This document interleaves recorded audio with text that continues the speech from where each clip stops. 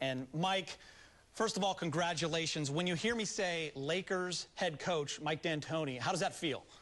Well, obviously it feels great right now, knowing that we have a big job ahead of us, but really excited to get out to LA tomorrow and be with the guys and try to get us to the championship. I mean, I understand that's what everybody's expecting, and that's what we're going to try to do.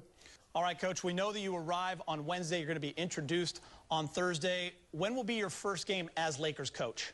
I'm going to kind of wait and see once I get out there. I want to see how the teams go on, how much we can implement in practice, and make sure that that I'm ready to roll. But you know, I found out also I got to check with Steve Nash how he's feeling, because my return might time around his return a little bit. I don't know yet. Hey, Coach, you're not a new kid on the block. You've been through this process before. You've approached different teams. Now you have, you know, probably the most talented team and a dominant team. I know you've had Chandler before, a great shot blocker, but what's your approach to this team? I know you had different approach with Phoenix, kind of different with New York. Coming in, what do you perceive to be your approach? You know, there's a lot of things we'll have to work out. I have a way that I like to play, and we'll tailor-made that, make it to the players. There'll be adjustments along the way. But you're right. I mean, you hit it perfectly. We are very talented, if not the most talented. We're a little old. We got to avoid injuries. We got to be sure that we're ready to roll. But other than that, sky's the limit. We'll play an up and down, not like Phoenix, obviously, but be able to spread the floor and try to put Kobe and everyone in a position to score easily. And then defense, you got Dwight in the back anchoring. Should be a good defensive team. Coach, a chance to be reunited with Steve Nash. You guys had so much success together. What does that mean for you? Well, it means everything. For any coach that's ever coached him, knows he makes the job a lot easier. Just to be able to have his input, his professionalism, and just being a great teammate in the locker room. So there's a lot of things that he brings to the game, and obviously you can see what he does on the floor, but it's all the little things as a teammate. That's invaluable. And you know, I've tried coaching with him, and that's great, and I've tried it without him. That's not so good, so I'm going back with him. You know, Coach, Kobe was a fan of yours growing up in Italy, wore number 8. 17 years in the league. It's amazing. How do you work with a guy with so many years in the league and, you know, still has the desire to win a championship?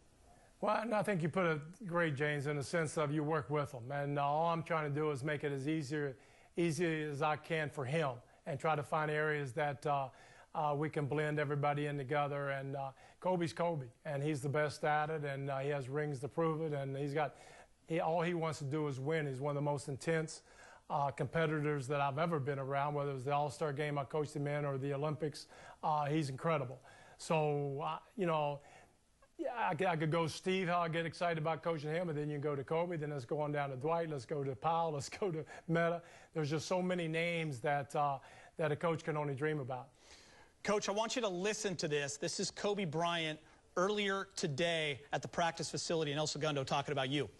Well, I lit Mike up about that already in USA team, and you know, because he jumped ship as soon as he saw we were, you know, as soon as we got Powell and Andrew, he said, "The hell with this! I'm getting out of here before you guys kick our ass." So he bailed, and then I caught him in New York and gave him 62. So that was kind of like my wrap it up, guys. Kind of like my revenge game for him. Coach, your reaction to that? Well, no, that's wrong on a lot of levels. There's no doubt about it. That's a tough one. But the problem is he's probably correct.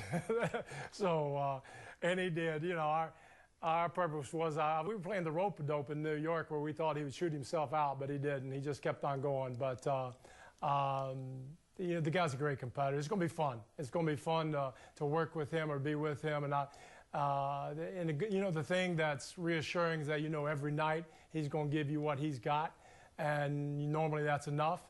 But it doesn't, you know, it starts with him, but it doesn't end there. We just have so many guys that are competitors and have shown through their careers what they can do. You know, I'm just, you know, I'm a little bit chomping at the bit to get out there. And Coach, I would imagine that it means a lot to you that Kobe Bryant backed your hiring and respects you so much as a coach and a man. Well, you know, it meant a lot to me. Yeah, it meant I probably could get the job. Otherwise, you wouldn't be talking to me. So yeah, it means a lot to me. But I think from a personal, just the mutual respect that we have, and yeah, that's always satisfying. I mean, Kobe's great, and again, I'm just very fortunate to be able to put him on one of the players that I've coached, and there's been a lot of great ones, and now I can put 4 or 5 of them on my resume real quick. Coach, speculation around the league was that it was a 2-person race with you and Phil Jackson. Take us through the process from your end. You know, laying in bed, doing rehab, and thinking, oh, it's awful nice they talked to me, but I'm not holding my breath. To them calling and having a long interview and talk a little bit, and then getting a call back later on that night that they made their decision. You know, surprising. I can't. It has to be surprising. It's surprising for everybody, and I'm extremely fortunate that it worked out my way. I understand that people are, you know, sad that Phil's not running the show. He is the best coach probably and forever, if not, you know, one of the 2 or 3. And things work out the way they work out. And I'm just really thrilled to have this opportunity. I'm going to do everything I can to make it work out. I appreciate the confidence that the Laker organization, Mitch, and the Buss family has given me.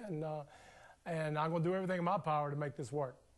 Coach, you coached in some big cities. New York, obviously, there's a lot of pressure there. Coming to L.A., is you excited about coming to L.A., living in L.A.? Is it going to present any more pressure than any other coaching city?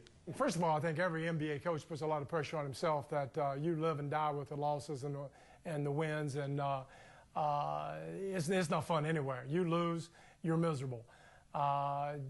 Put the other pressures on it. You know what? I'd rather have the pressures on a great team than have the pressures on a bad team. That's when it gets a little tricky. So I couldn't ask for a better situation that there is in Los Angeles. And I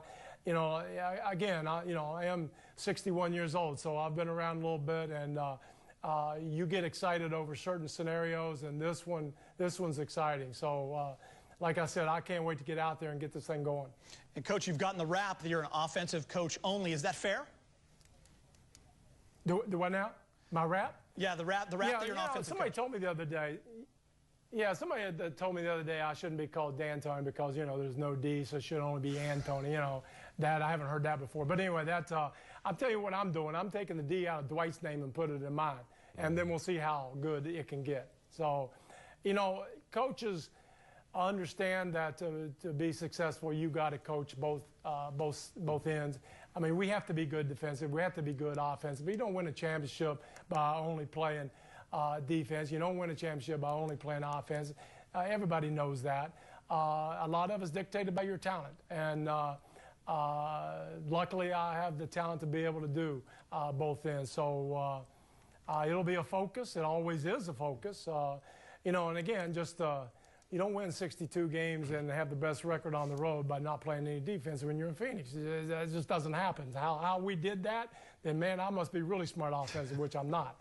So there's just a lot of things we can talk about that goes on that, you know, sound bites. And, you know, most of the time it's my fault because I'm normally a little snappish sometimes when I get peeved. So I'll try to calm that down. But I'm looking forward to having the group of guys that we can go in and defend. Coach, L.A. is waiting for you. Congratulations. We really appreciate your time, and we look forward to seeing you.